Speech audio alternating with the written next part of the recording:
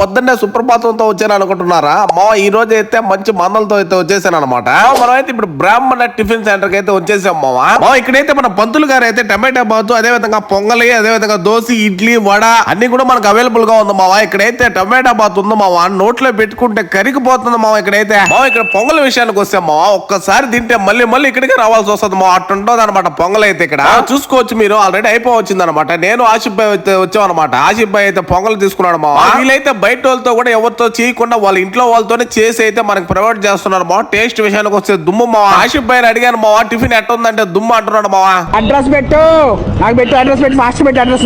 దీని అడ్రస్ విషయానికి వస్తే మన టౌన్ పేట ముగ్గురాల సందు ఉంది కదా మా, ఆ ముగ్గురాల సందులో తిరిగారంటే స్ట్రైట్ గా పోవాలి మావా. మీరు గారు మన ఛానల్ కానీ ఫాలో చేయకపోతే ఫాలో చేసుకోండి, ఎందుకంటే చాలా మంది చూస్తున్నారు కానీ ఫాలో చేయట్లేదు మా. మన వాళ్ళందరూ ఫాలో చేయండి. ఇదిగో ఇక్కడ మనం నేరుగా పోయి రైట్ సైడ్ లో అయితే